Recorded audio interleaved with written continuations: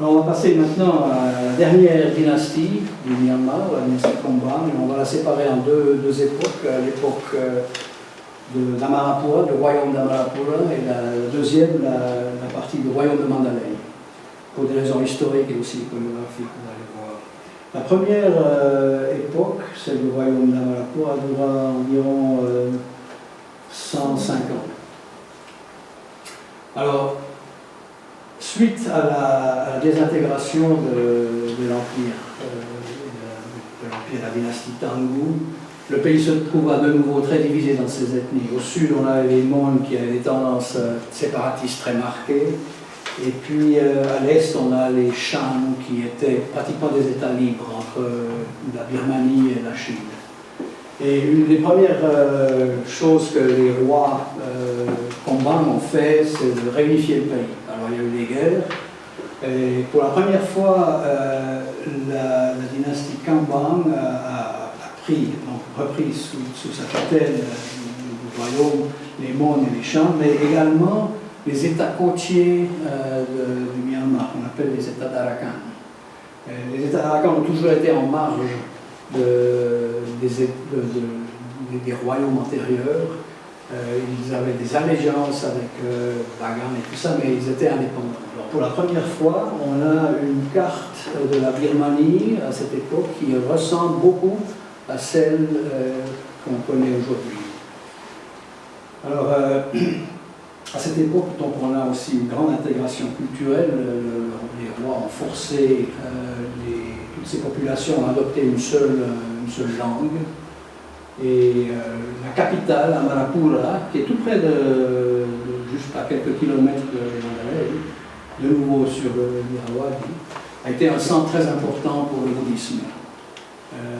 Les rois d'Amarapura étaient considérés comme les représentants suprêmes du bouddhisme à l'époque. Il y a toujours eu cette dualité entre le roi et le Bouddha royal, si on veut. Alors, que retenir de l'iconographie de cette époque? On a une transition de style. On a vu tout à l'heure qu'entre Bagan et Miao Yang, il y a une coupure nette.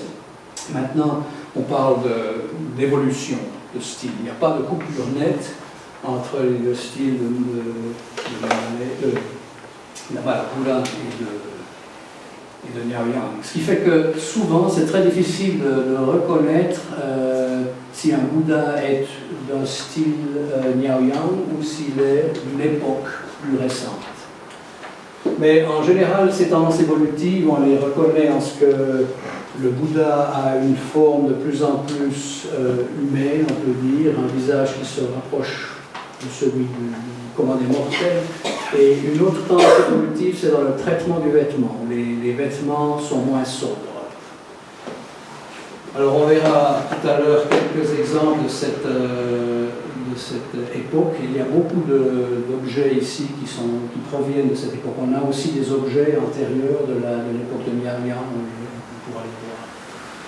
Alors, une des premières images qu'on va voir ce soir, c'est le Bouddha qui est dans le centre de l'entrée, ici du couloir.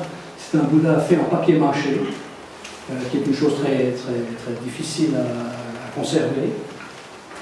Et alors on le trouve toujours dans cette position de Bodhisattva. On voit tous les doigts maintenant qui sont même pleins, qui sont de la même longueur. Et alors, on retrouve ici beaucoup des éléments de l'époque Miao Yang, comme par exemple un front très haut, mais maintenant séparé par un bandeau sous la ligne des cheveux qui coupe le front.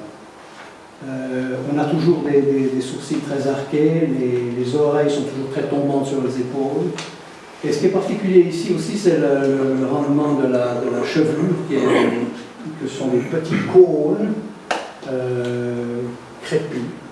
On voit une Ushmisa très élevée, et puis là-dessus un bulbe qui se termine en une pointe très allongée.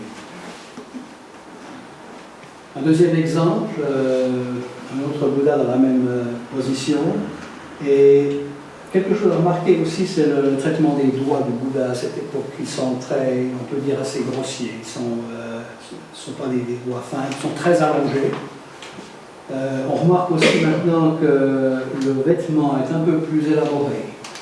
L'écharpe, par exemple, tombe en quelques plis sur le bord du Bouddha. C'est quelque chose qu'on n'avait pas vu auparavant.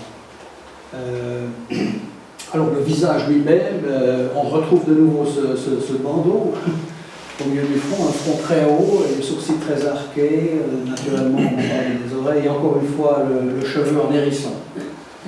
Cette fois ici surmonté par un bulbe et qui se termine comme une pagode.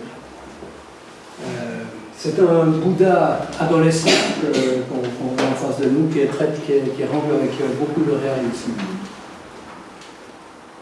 Alors, une des formes du Bouddha, un des styles du Bouddha au Myanmar s'appelle le Bouddha style Pinya, et voilà un exemple. Dans le style Pinya, la robe du Bouddha est décorée par toutes sortes d'éléments géométriques, sans grande signification. Mais ce qui est important aussi pour reconnaître l'art Pinya, c'est que le Bouddha porte une épaulière sur la droite. C'est quelque chose d'assez unique et qui permet toujours de reconnaître le style Pinya. Alors naturellement, le traitement des Bouddhas couronnés est de plus en plus important. On en a parlé. Voilà un exemple monde. Il s'agit d'un Bouddha, bien sûr, parce qu'on reconnaît maintenant la Bouddha du Bouddha qui touche la terre, prend la terre à témoin. De nouveau, vous voyez les doigts qui sont tout à fait coupés. Le Bouddha a des boucles d'oreilles très puissantes, très lourdes. Il porte des bagues à tous ses doigts. Il est vêtu d'un vêtement de cour. Et on remarque une physionomie très différente, une physionomie presque ogivale, mais qui s'approche beaucoup du style Miao-Yang qu'on a vu précédemment, où le front est encore très haut et finalement le cou assez bas. Alors, la tendance à représenter des Bouddhas royaux de manière de plus en plus exagérée est notée pendant l'époque de Dhammayapura et la fin de l'époque Miao-Yang également.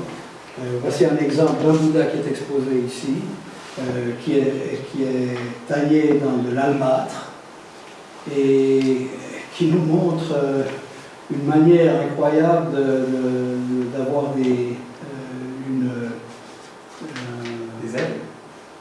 Oui, c'est-à-dire que ce sont des ailerons qui sont soutenus par la couronne. Ce sont des extensions latérales de la couronne qui s'apparentent à des ailes, en effet, et qui sont comme des dentelles. C'est une manière de tailler la pierre qui est absolument extraordinaire. Et voilà, de nouveau, on remarque le Bouddha de nouveau avec des bagues à tous ses doigts et une robe de cour très élaborée.